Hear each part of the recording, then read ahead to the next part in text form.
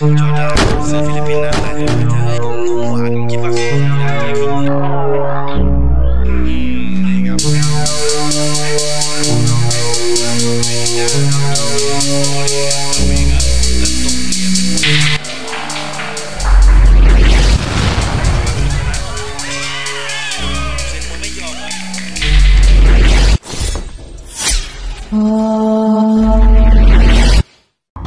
May dating kasabihan nga tayo, nakalabaw lamang ang tumatanda. Kung si Manny Pacquiao at Donaire ay kilala nating lumalaban pa kahit 40 na. Alam mo ba na may pambato tayo sa larangan ng boxing na lumalaban kahit edad 47 na? Tila walang bahid ng edad ang mamang ito ng paglaruan at talunin ng bagito at mas batang boksingero. Sa videong ito ay itatampok natin ang ating kababayang si Joven Corda, isang boxer trainer. Tubong Negros Occidental ito, kilalang matibay at kumakain ng suntok. Isipin nyo, 1994 pa ang kanyang professional debut. Mas nauna ng 1 taon kay Manny Pacquiao.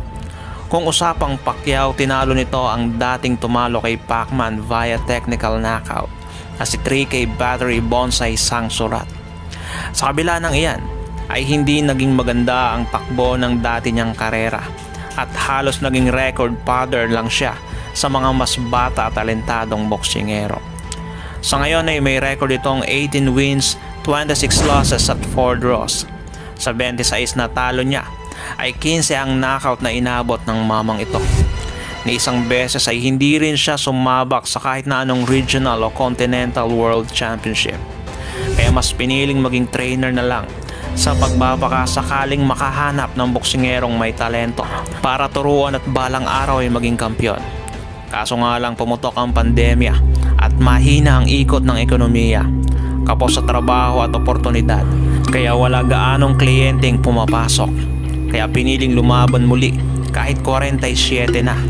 December 19, 2020, kasagsagan ng pandemya, napasabak sa Thailand ang matandang Pinoy. Limited ng crowd ngunit televised ang laban sa Thailand. Kumbaga dala-dala ng mamang ito ang bandera ng Pilipinas kontra sa pambato nila. Pero bago natin simulan yan ay kung maaari sana paki-like and share ng ating video at paki-subscribe ng ating channel. Maraming salamat. Sa unang rounds pa lamang ay kalkulado na agad ni Mang Joven ang galaw ng katunggali. Maganda ang mga depensa ng Pinoy kaya hirap makahanap ng butas ang kalaban para ipatama ng malinis ang mga suntok. สูงกว่าเดิมเป็นเดียวสุดท้ายของรายการของเราครับคู่ที่4จอร์ด้าครับเสือสปอร์ตครับแล้วคอมเมนต์เข้ามาผู้ใครเชียร์ใครครับรางวัลเท่านั้นครับใครก็จะเป็นผู้โชคดีไปครับ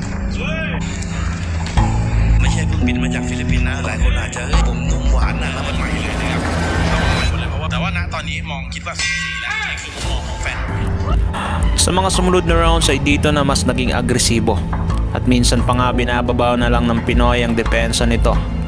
Matindi talaga ang sabayan ng laban sa mid rounds dahil parehong nagpapakitang gilas. ถูกใจเพจแล้วก็กดแชร์ครับแล้วก็คอมเมนต์เข้ามาว่าเชียร์ใครครับคอมเมนต์ท่านถูกใจทางเพจเราก็จะได้รับตัว10รางวัลเท่านั้นครับนี่ครับเบลิด้านะครับมวยโลกมาแล้วครับ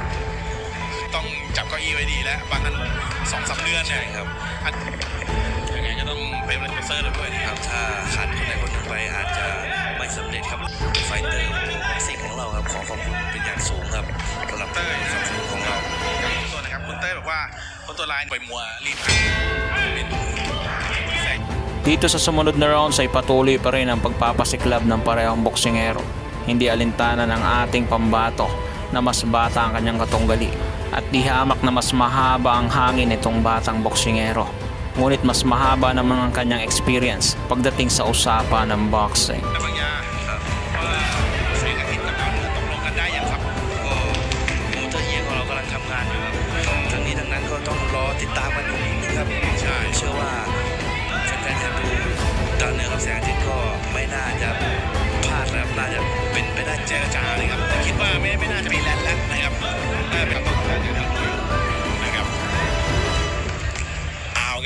เร่งเหมือนกันครับทางนั้นเสือครับไม่ได้มาเพื่อที่จะมานอนอย่างเดียวครับ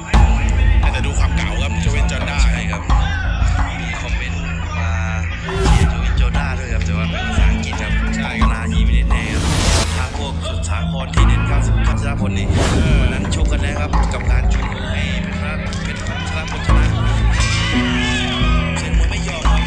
Sa pagkakataong ito ay naging dikdikan ng laban. Walang gusto magpadaig at walang gusto magpatalo sa nasabing laban. Pero ang ating pambato ay patuloy ang pagpapakita ng magandang depensa sa labang ito. เชื่อว่าไฟหน้านี้ต้องเจอของแข็งแล้วอาจจะมองว่าโจโจด้าเก่าในเรื่องมวยสากลแต่ผมเชื่อว่ากระดูกการผ่านมวยไทยของกีริคีเรเลยหักลบตกแล้วเนี่ยไปถึงลำอ้อเลยนะครับเริ่มมีชาวต่างชาติหลายคนเลยครับน่าจะเป็นชาวฟิลิปปินส์แล้วฟิลิปปินส์น่าจะกดแชร์นะใช่ครับน่าจะเป็นพรรคพวกของโจวินโจด้าครับใช่ครับน่าจะเชียร์อยู่ที่ฟิลิปปินส์ก็คอมเมนต์ให้กำลังใจครับแต่ว่าตอนนี้สถานการณ์นี่ครับโอ้โหต้องบอกเก๋าเหลือเกินครับ Protect yourself at all times, ika nga. At may pagkakataong hindi ito ginagawa ng Thai fighter. Kaya may isang beses na nasikmuraan. Napatingin sa referee habang namimilipit sa sakit. Ngunit tuloy ang laban dahil hindi ilegal ang ginawa ng Pinoy. Bagkus niyakap pa nga at kahit papano ay naka-recover. กันผิดหรือเปล่าครับโอ้จังหวะจะกินอยู่ได้ครับโอ้จังหวะเข้าใจกันผิดครับใช่ครับอาจจะไม่ได้บู๊ดุดันกันสักเท่าไหร่ครับแต่รวมๆแล้วก็โอเคนะนี่ใส่กันไม่หยุดเลยนะพี่แชมป์4แล้วทำให้ครบยกด้วยนะพี่แชมป์ตอนแรกให้น้องก็เข้าไปได้ครับแผ่นลายใช้เครื่องในการเข้าไปได้ครับส่วนของครับมาเลเซียนะครับยังไงเราฝากทีมงานน้องนนท์กับน้องมาเลเซียครั้งสุดท้ายใจชื้นขึ้นมาหน่อยครับจริงๆเดียวกับสิ่งไม่ได้ดีสุดท้ายครับ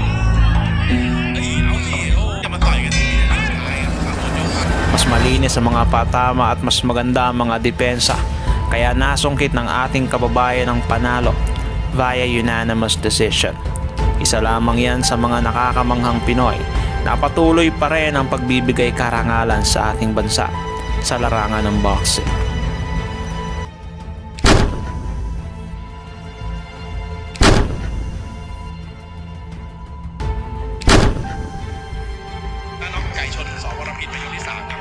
และสุดท้ายก็เป็นโจเวนจอร์ด้าครับที่เอาชนะคะแนนไปครับใช่ครับเสืออดกินหมูกระทะนะครับเรียบร้อยไปไม่เป็นไรครับเดี๋ยวกลับมากินเนื้อกระทะผมครับ Kung nagustuhan nyo ang video ng tampok natin ngayon, paki-like and share. Mag-iwan ka na rin ng comments para sa iyong saloobin. At kung bago pa lamang dito ay paki-subscribe at huwag kalimutang pindutin ang notification bell button para updated ka sa mga umaatikabong videos tulad nito.